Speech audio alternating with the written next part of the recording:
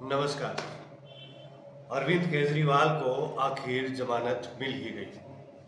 अरविंद केजरीवाल को 1 जून तक के लिए अंतरिम जमानत दी है सुप्रीम कोर्ट। अरविंद केजरीवाल को 1 जून तक के लिए अंतरिम जमानत दे रहे हैं। हालांकि केजरीवाल ने जुलाई तक का समय मांगा था, लेकिन अदालत ने इनकार करते हुए 1 जून तक का समय उनको दिया है। अदालत ने ईडी के विरोध पर कहा कि 1.5 साल तक अरविंद केजरीवाल को गिरफ्तार नहीं किया गया तो 21 दिन में कुछ नहीं होगा। अदालत ने कहा कि उनको पहले भी गिरफ्तार किया जा सकता था। बात और दलील तो सुप्रीम कोर्ट की भी सही है। अब देखो, सीधी सी बात है कि भारत की राजनीति का एक बड़ा चेहरा है अरविंद केजरीवाल। अरविंद केजरीवाल एक मजबूत और सशक्त नेता और बहुत तेज गति से उभरती हुई एक पार्टी के सुप्रीमो हैं अरविंद केजरीवाल। अरविंद केजरीवाल एक पार्टी के सर्वेसर्वा है। हालांकि कई लोगों ने अरविंद केजरीवाल पर डिक्टेटरशिप के आरोप भी लगाए हैं, लेकिन ये बात तो एक सही है कि कहीं ना कहीं जो रूलिंग पार्टी है उसको एक डर तो अरविंद केजरीवाल से है, क्योंकि आते ही उन्होंने दिल्ली में अपनी सरकार बनाई और पंजाब में उनकी पार्टी की सरकार और उनको गिरफ्तार कर लिया जाता है। अरविंद केजरीवाल के साथ कब, क्या, कैसे हुआ?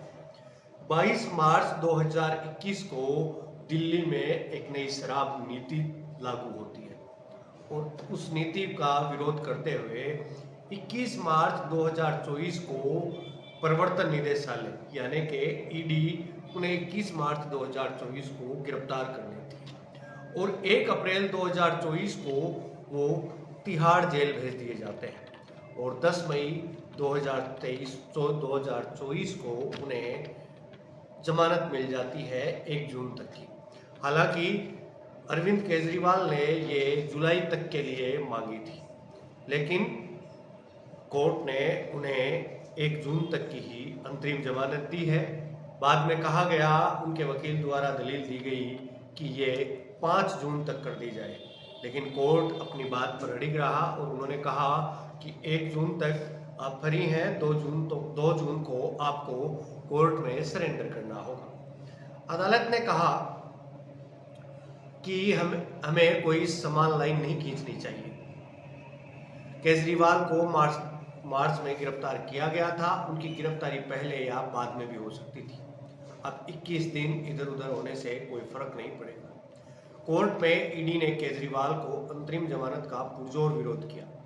ईडी की तरफ से एक दलील ये तक दी गई कि खालिस्तानी अमृतपाल का नाम भी लिया और कहा गया कि जेल से वो भी चुनाव लड़ना चाहता है, उसको भी अंतरिम जमानत आप दे दोगे क्या? कोर्ट ने ईडी के सारे तर्कों को खारिज करते हुए कहा कि उसके पास 1.5 साल का वक्त था। अगस्त 2022 में एफआईआर दर्ज हुई थी। केजरीवाल को चुनाव से पहले या बाद भी गिरफ्तार किया जा सकता था। जस्टिस संजीव खन्ना ने दिल्ली के सीएम को बड़ी राहत देते हुए कहा कि 21 दिनों में कोई चीजें बहुत ज्यादा नहीं बदल जाएंगी। सुप्रीम कोर्ट में अभिषेक मनु सिंघवी ने दलील दी थी कि केजरीवाल को जुलाई तक की जमानत दे दी जाए, क्योंकि 4 जून तक तो लोकसभा चुनाव के नतीजे ही आएंगे, उसके बाद भी बहुत सारी कार्यवाही होगी। लेकिन सुप्रीम कोर्ट ने केजरीवाल की इस मांग को खारिज कर दिया। इसके बाद केजरीवाल की तरफ से कहा गया कि इस समय 5 जून तक कर दिया जाए, लेकिन कोर्ट ने इस मांग को भी खारिज कर दिया गया। सुप्रीम कोर्ट ने जमानत मंजूर करते हुए साफ साफ आदेश दिया है कि अरविंद केजरीवाल को 2 जून को कोर्ट में सरेंडर करना होगा। वहीं आम आदमी पार्टी के खेमे में बड़ी खुशियों का दौर चल रहा है। आम आदमी पार्टी ने दिल्ली के मुख्यमंत्री अरविंद केजरीवाल को अंतरिम जमानत देने के उच्चतम न्यायालय यानी कि सुप्रीम कोर्ट के फैसले का शुक्रवार को स्वागत किया और उनकी पार्टी के नेताओं ने कहा कि सत्य परेशान हो सकता है, पराजित नहीं। अब एक नजर डालते हैं आम आदमी पार्टी के किस किस नेता ने क्या बात कही, किस नेता ने क्या कहा। अरविंद केजरीवाल को बड़ी राहत देते हुए मौजूदा लोकसभा चुनाव प्रचार करने के लिए 1 जून तक अंतरिम जमानत प्रदान की है। ये सच्चाई की जीत है।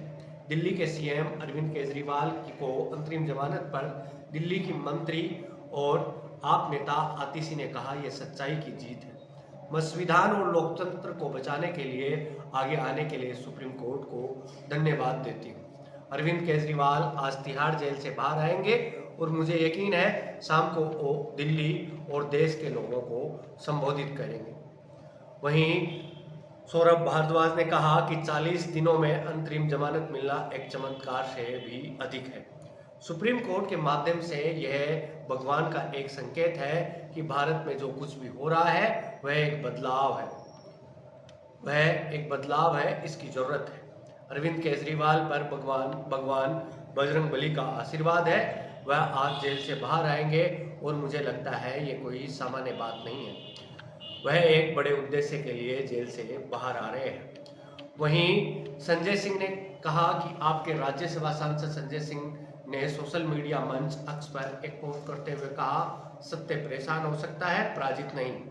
माननीय सर्वोच्च न्यायालय के फैसले का स्वागत है, तानाशाही खत्म होगी, सत्यमेव जयते। आप विधायक दुर्गेश पाठक ने कहा, हम उच्चतम न्यायालय के आदेश का स्वागत करते हैं, सत्यमेव जयते, तानाशाही अब खत्म होगी। वहीं गोपाल राय आप नेता ने कहा कि पूरे देश में खुशी की लहर है। सुप्रीम कोर्ट के फैसले ने उम्मीद की किरण दिखाई है।